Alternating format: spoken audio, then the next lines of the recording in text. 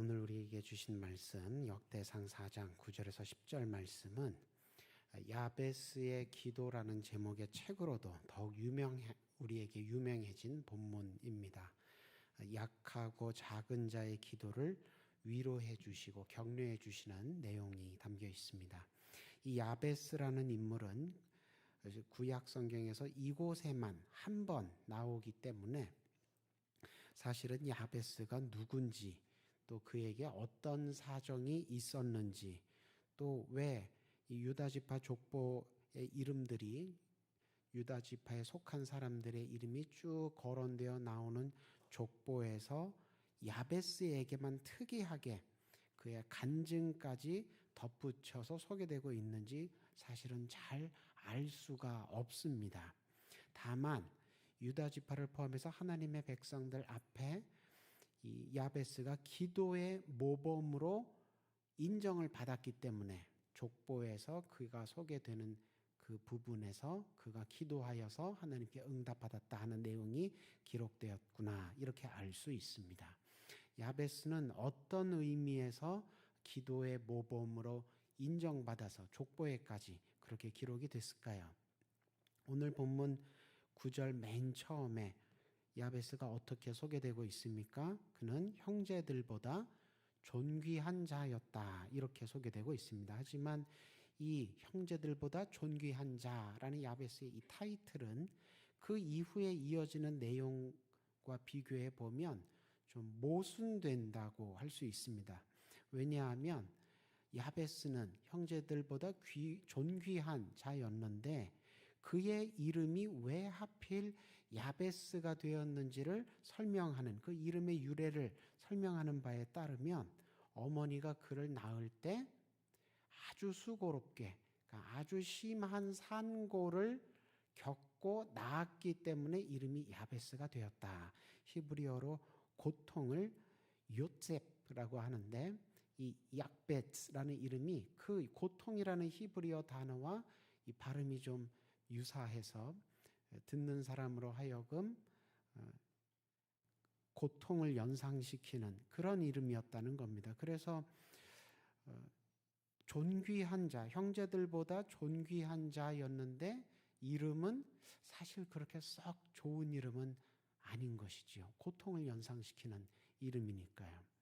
아니 도대체 어머니가 얼마나 이 아들을 낳을 때 산고를 심하게 겪었길래, 예나 지금이나 그 집안에 아들이 태어나면 귀할 텐데 그 아들, 귀한 아들 낳아놓고서 이름을 좀 이렇게 흉하게 지었을까. 그런데 이 어머니가 겪었던 고통은 단지 아기를 낳을 때 느꼈던 산통, 산고만을 의미하는 고통이 아니었던 것 같습니다. 이 야베스라는 이름, 좋지도 않은 이 이름을 누가 지어줬답니까?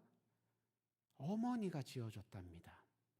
그 성경 구절을 보시면 그 어머니가 이름을 이렇게 지어줬다고 기록이 되어 있는데, 보통은 이 가부장제 사회에서는 자녀의 이름을 아버지가 지어주죠.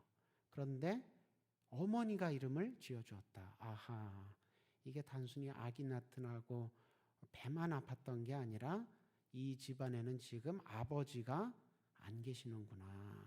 무슨 사정인지는 알 수 없지만 이 구약 성경에 여기에만 잠깐 이렇게 등장하는 인물이기 때문에 이 사람의 집안에 어떤 일들이 있었는지는 우리가 자세히 알 수 없지만 어찌됐든 참 딱한 처지의 가정 형편이었구나 알 수 있습니다.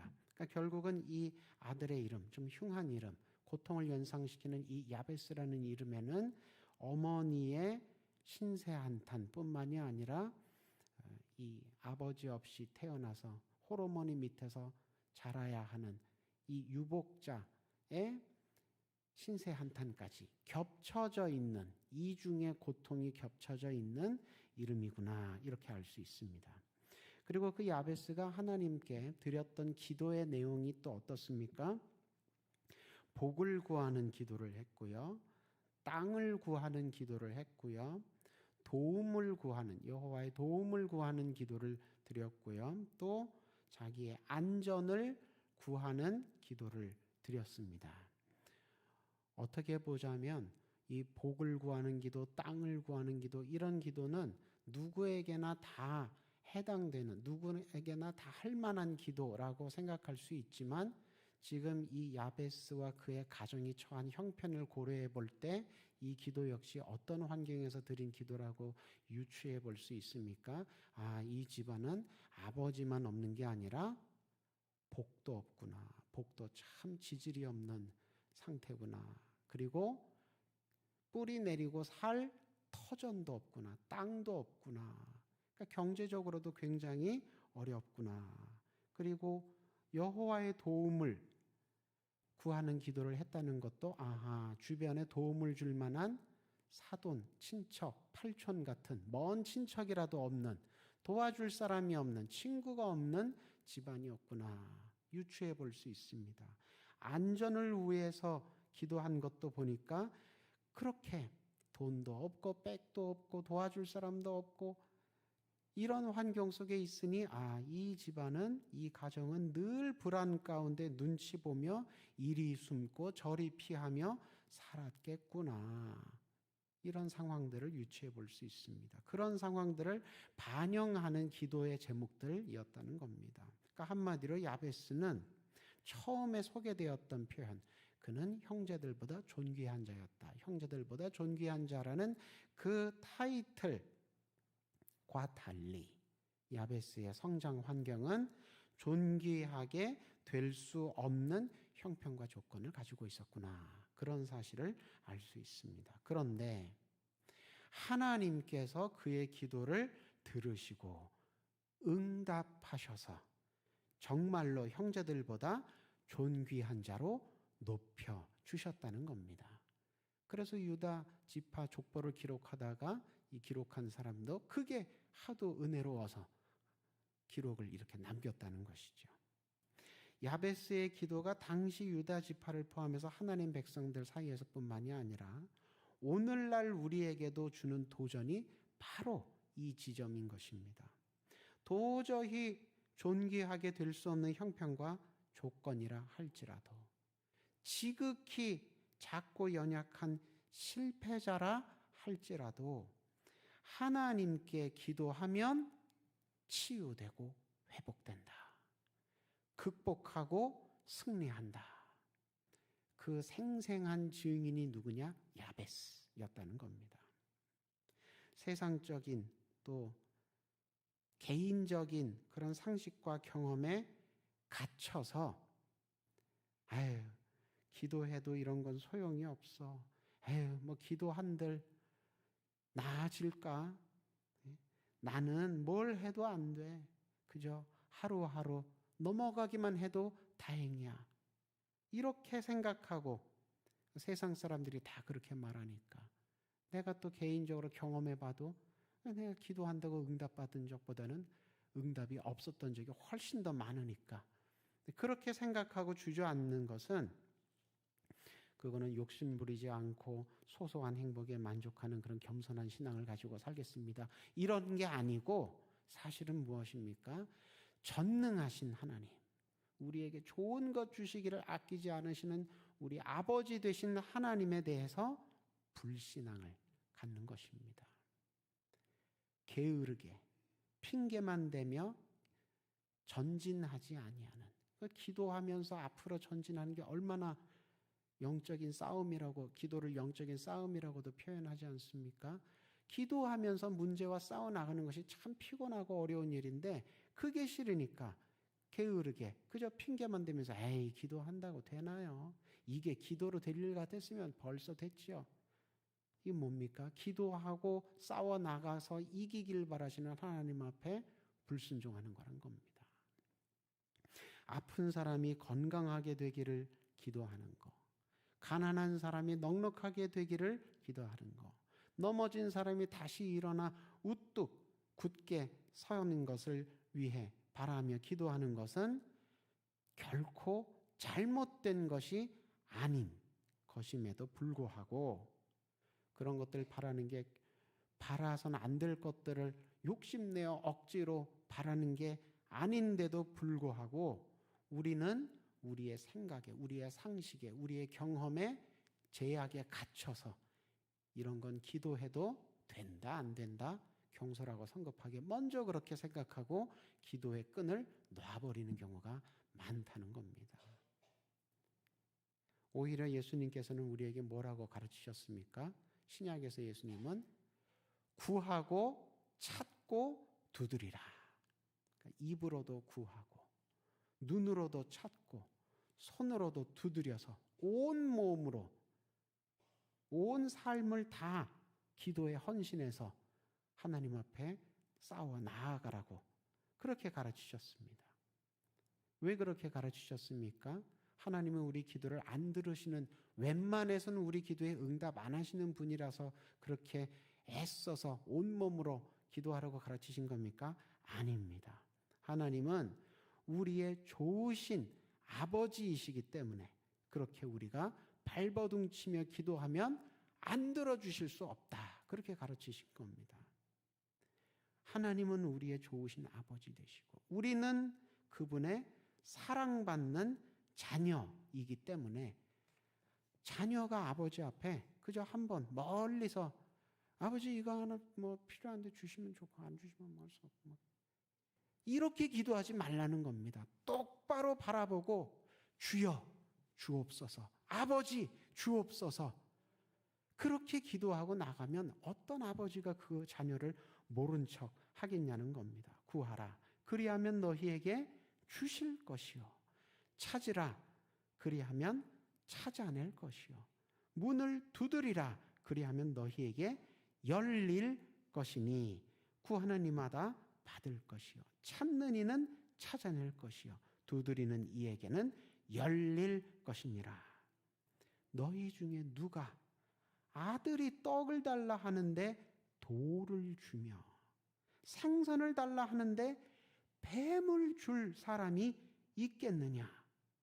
너희가 악한 자라도 좋은 것으로 자식에게 줄 알거든 하물며 하늘에 계신 너희 아버지께서 구하는 자에게 좋은 것으로 주시지 않겠느냐?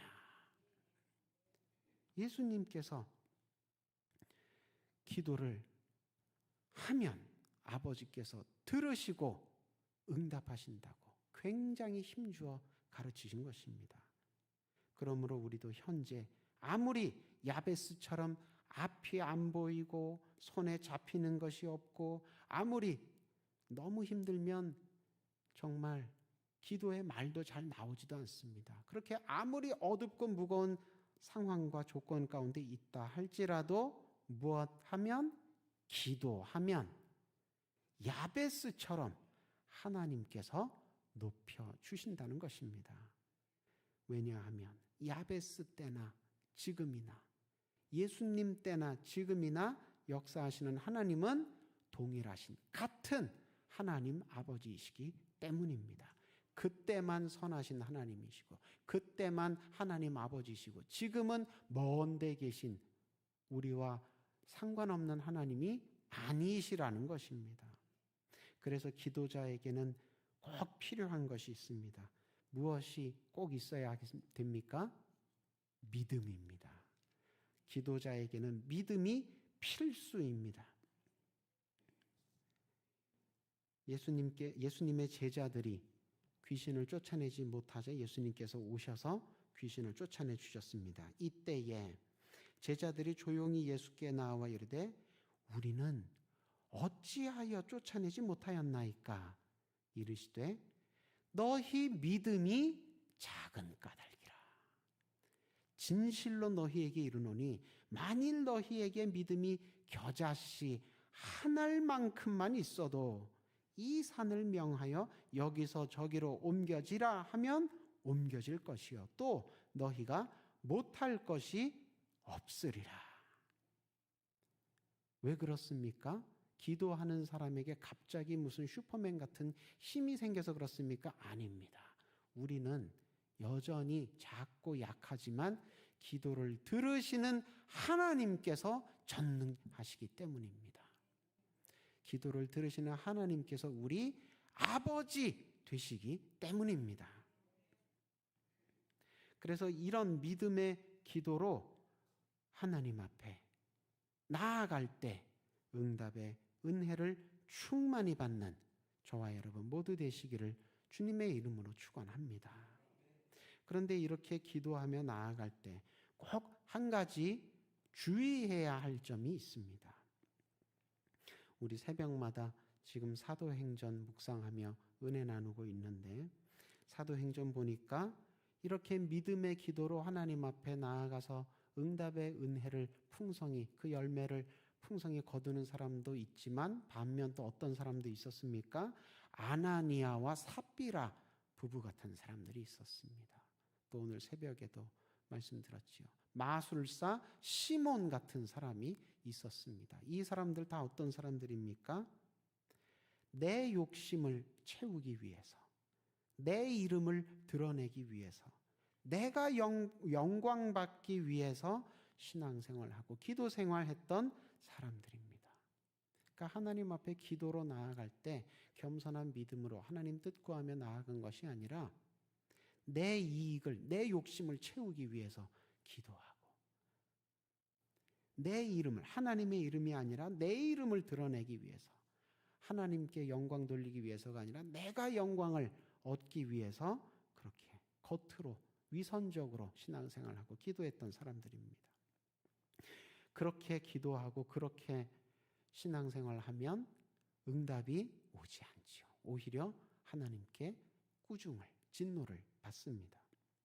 그래서 예수님께서는 신앙생활에, 기도생활에 무엇이 있어야 한다고 강조하셨습니까? 먼저 구할 것이 있고 나중 구할 것이 있다. 기도에 질서가 있다. 너희는 먼저 그의 나라와 의를 구하라. 먼저 구할 것이 있다는 겁니다. 우리가 신앙생활할 때, 기도생활할 때 먼저 소망을 품고 먼저 사모하며 구할 것이 있다는 것입니다. 하나님의 나라와 하나님의 의, 하나님께서 옳게 여기시는 것, 그것을 먼저 하나님의 뜻대로 이루어지도록 구하고, 그리하면 이 모든 것을 너희에게 더하시리라. 예수님께서 주기도 가르치실 때도 그랬죠. 주기도문의 맨 첫 번째 세 가지 기도 제목은 무엇을 위한 기도입니까? 하나님의 이름이 거룩해지도록, 하나님의 나라가 임하도록, 하나님의 뜻이 하늘에서처럼 땅에서도 이루어지도록, 하나님의 이름, 하나님의 나라, 하나님의 뜻을 위한 기도를 먼저 하라고 가르치셨습니다. 하나님을 편드는 기도를 먼저 하라고 가르치셨습니다. 그렇게 먼저 하나님을 위하는 기도, 하나님을 편드는 기도 하고 그 다음에 우리를 위한 기도를, 너희를 위한 기도를 하라. 그래서 먹고 사는 문제, 일용할 양식, 생계를 위해서 기도하게 하고, 또 이웃사랑, 원수를 용서하는 인간관계 위해서 기도하고, 그리고 시험에 빠지지 않고 악에서 구하질 수 있도록 최후 승리를 얻게 해달라는 그런 기도, 우리를 위한 기도는 그 후에 하라는 것입니다. 고난이라고 해서 사실 다 나쁘고 악하고 버리고 해야 할 것이 아닙니다. 때로는 우리 작년에 욥기 묵상할 때처럼 이 욥기처럼 하나님의 영광을 위해 고난을 하나님께서 우리에게 허락하실 때도 있습니다. 그러니까 고난을 내가 받았다고 해서 그 고난과 싸워서 이겨야 할지, 아니면 그 고난을 무겁고 싫지만 짊어지고 좁은 길로 나아가야 할지, 그걸 먼저 응답받아야 합니다. 고난이라고 무조건 다 하나님 이거 없애주세요, 이기게 해주세요, 이것이 아니라 만약에 하나님께서 우리에게 고난을 하나님 영광을 위해 잠시 허락하셨다면 그 하나님 영광 위에 우리가 고난을 또 짊어지고 가야 될 때도 있다는 것입니다. 야베스의 경우에는 전자의 경우였습니다. 야베스야, 고난과 싸우라, 기도하며 싸우라. 그래서 고난들을, 존귀하게 될 수 없는 형편과 조건들을 다 극복하고 다스리라. 그러니까 야베스가 그렇게 기도한 거예요. 아유 하나님, 이거 내가 기도한다고 이게 되겠습니까?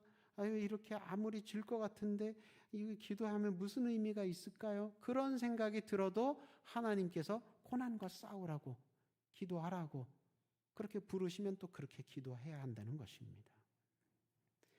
기도를 해야 응답을 받지만 또 응답 받아야 계속 기도할 수 있습니다. 그래서 하나님의 뜻이 어디 있는지 먼저 잘 응답받는 것이 필요하고요. 하나님, 내가 이 고난과 싸울까요? 아니면 하나님 영광 위에 내가 이 고난을 짊어지고 살아야 할까요? 그래서 하나님께서 응답 주시는 대로 그 뜻대로 순종하면서 어느 방향으로 가라고 하시든지 그 방향으로 기도하며 나아가야 하는 것입니다.